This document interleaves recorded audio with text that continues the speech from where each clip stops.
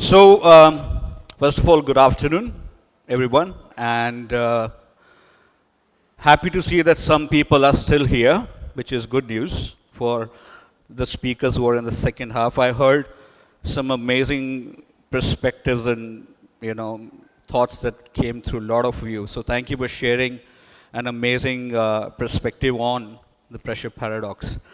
I'm going to take a very different take on this topic today. I'm going to take you through something which is very philosophical, clinical, and based on actual life experience. At the early age, I'm going to start with this quote: why pressure doesn't crush potential, it sculpts potential. I'm going to start with this quote. So I come from an army generational family. 4 generations. My great-grandfather fought the Second World War. My grandfather fought the 71 war, father was in Kargil, and I worked in a regiment called Para Commandos. I was a Para Commando for 5 years and fought terrorists for more than 5 years in Jammu and Kashmir. Interestingly, my first experience with pressure was a gift. Imagine a young lieutenant on the border with 20, 30 men being dropped from a helicopter in the middle of the night, facing possibly 10 to 15 insurgents who have just crossed from the border.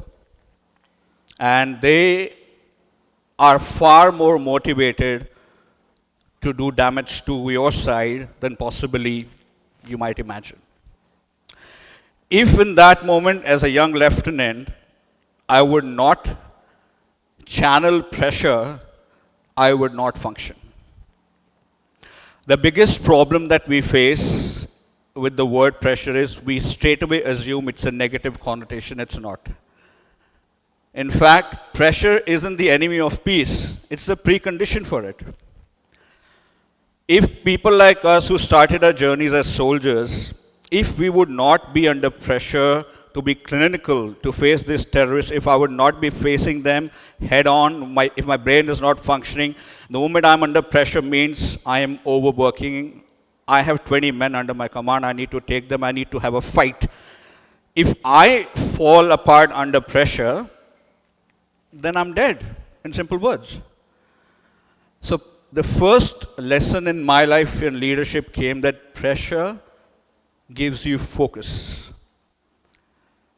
For 5 years, I was genuinely under pressure. Every single day, or maybe one day apart, I was in situations. 95% of the time, you don't hear about it because as para commandos, our journeys are not allowed to reach media because the kind of operations that we do are classified. The interesting part for me was after serving in the army,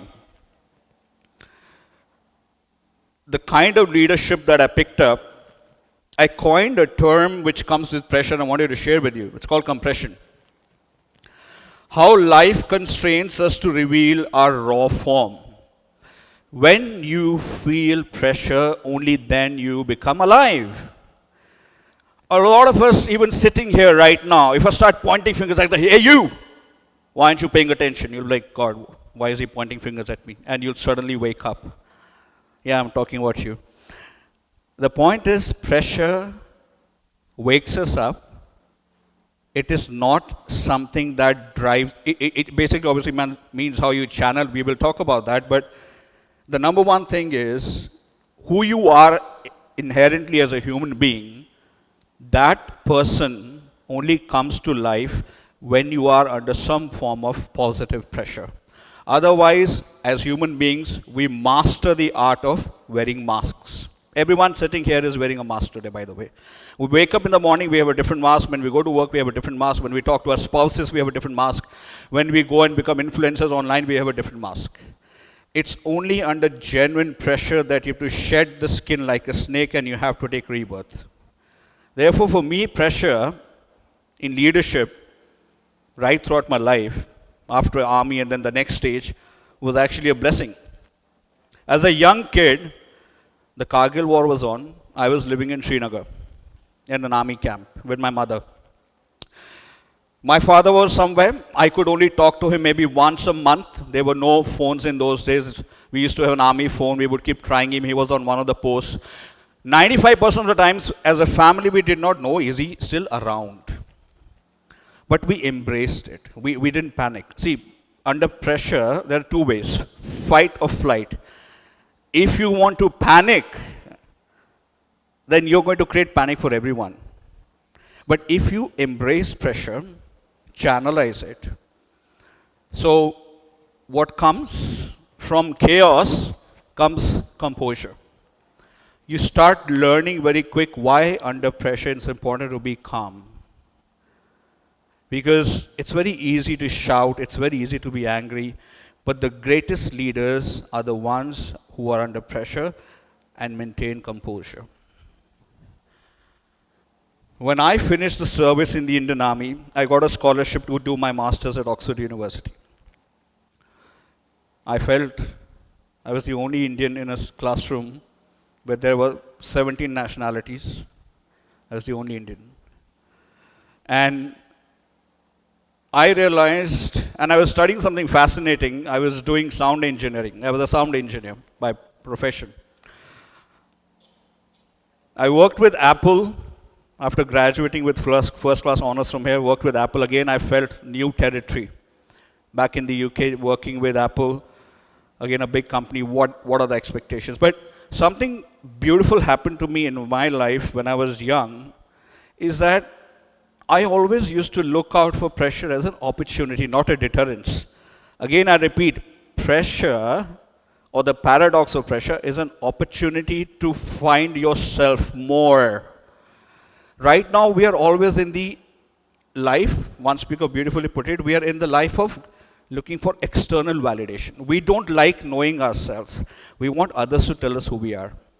We love the fact that somebody validates, gives us a thumbs up, gives us a like, but we worry or we fear the factor that who am I? We don't want to look in the mirror. We don't want to question ourselves because we are living in a bubble where everyone else's perspective of who you are is okay because there is no pressure in that.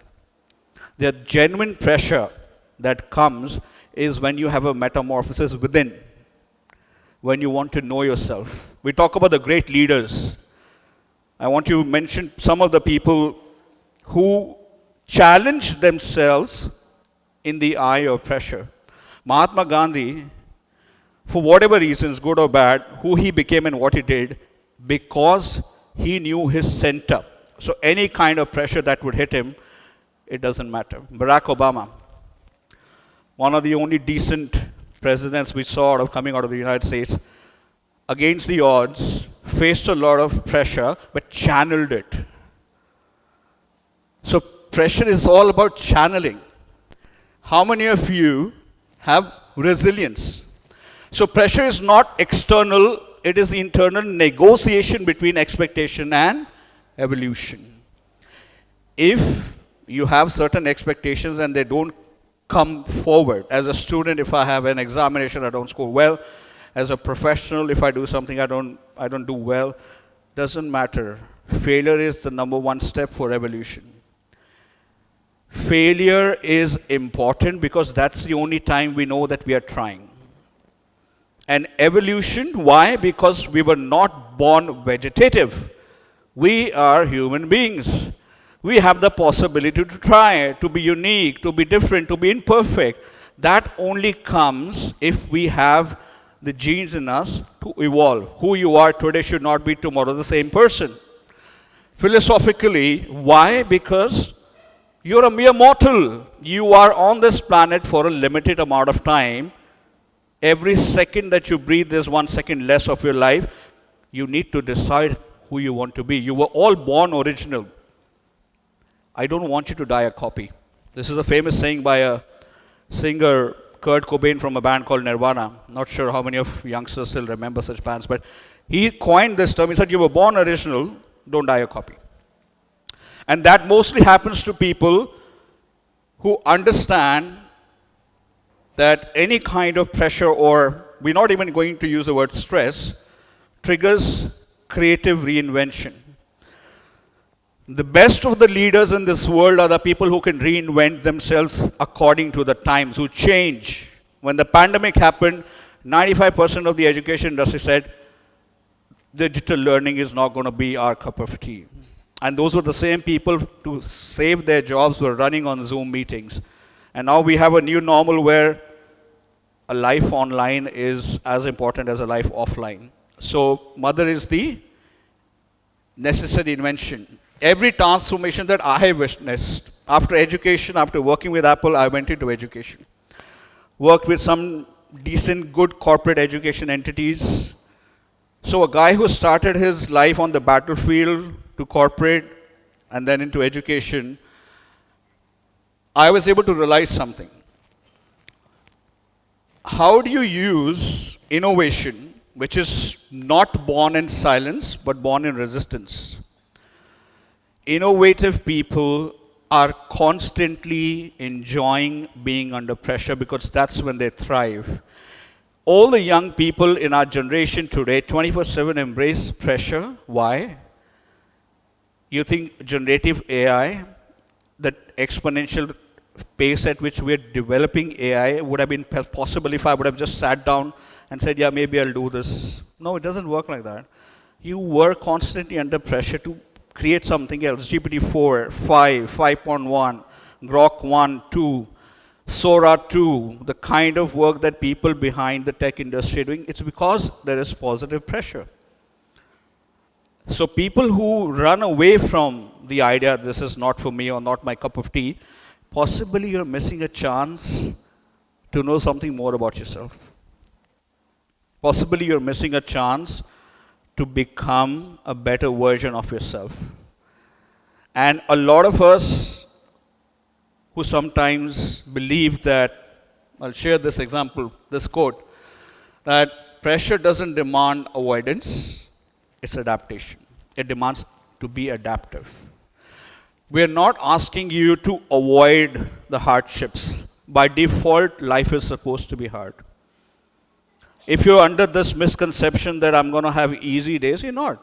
Everyone has every single person who's sitting here, if I could read your brains, all of you are facing your individual battles every single day. But that doesn't mean that you don't wake up in the morning, you don't show up, you don't get out of bed, and you get on with your life. So you're adapting. And as human beings, we have a beautiful chance to be different every single day. That doesn't mean that you try to be different. But if you can adapt, you reach a stage 3 of clarity. So how we embrace with purpose, not despite pressure, but because of it. Your purpose in life comes because you have conditioned yourself to have a clarity of thought at who you are, why you are, where you are, and how you want to be. If you do not have clarity, and trust me, I know people who could be 65, 70 and still have no clarity on what they're doing on this planet, and you could just be 15 or 16 and you would have clarity. It's very relative. But it's for those people who believe that any kind of pressure is going to help them get clarity on what they don't want to do in life and what they want to do. So focus comes from that. And that's the paradox of pressure. It allows you to have clarity. Important, there's not a single human being that you can say who has not suffered loss of some kind. Whether it's personal loss in family, whether it's financial loss, whether it's loss in work. But in loss, what did I learn? I learned stillness. Now, stillness is not what we say is, I'm not talking about meditation, talking about empathy. A lot of people who know my past or you know my army background, that he said, oh, you killed so many terrorists, you were awarded the Sena Medal for bravery, you must be a very hard person. I said, no. The irony is, in that pressure, I saw the value of life. So I became actually a compassionate person. I realized the value of every person. So I started connecting with people more because I saw the worst kind or what human beings can do to each other. So now I embrace people. Very important for all of us, especially the young ones. There are a lot of times, the guys who are sitting in the back, you will try to escape pressure. But unfortunately, fortunately, pressure is where you will find shape. We are not just talking about, guys, about your examinations or your grades. I have to make a very, I would say, a controversial statement to you, but I have to. Your grades are not going to matter. You are living in a world where your CV also doesn't matter anymore. But who you are, we are interested in that. Who you're going to become, what kind of solutions you bring to the genuine world problems, then we are interested. We're not interested in your CVs anymore. We're not interested in your qualifications. We are interested in you. 99% of the good companies want to know you. Whatever you've done is just 1%. So you need to understand the value of the statement right here. Pressure doesn't fracture, it creates focus. There's a misconception that because of pressure, I will possibly go into depression, or possibly because of pressure, I'm going to try and change the way I approach life. Don't do that. You need to walk through the fire to understand how it feels. The last part of this metamorphosis that I'm talking about is called transmutation. Once you have clarity, you turn pressure into power. For me, now, I'm 39, I treat pressure as data. I use pressure as data analysis to know what's working, what's not working, and then I change myself accordingly. I've been working with the United Nations for 5 years now on sustainable development goals and climate change. And every single time, if I was trying to think that by 2030 we're going to solve climate change, I would have given it up. But what you guys need to understand, the young ones, is that the future of this planet is in jeopardy, and if you do not act now, the pressure is on you, by the way, then what kind of planet are you going to have? It's not your fault. The fault is of the previous generations, because when pressure came to them to use green economy, to reduce carbon footprint, we succumbed to that pressure and we said, Chalta hai, let it happen. And now the problem is that all of you are going to face a planet that is very sick, very ill. You are facing world leaders who are dictatorial. Democracies are collapsing and autocratic empires are being created across the world. Why? Because there's a leadership vacuum. So how do you address that? That is going to be something that's in your hand. The two key words which are going to define your world and our world is artificial intelligence and sustainability. They go hand in hand. These are very easy words to use. We assume that artificial intelligence and sustainability is happening, but no.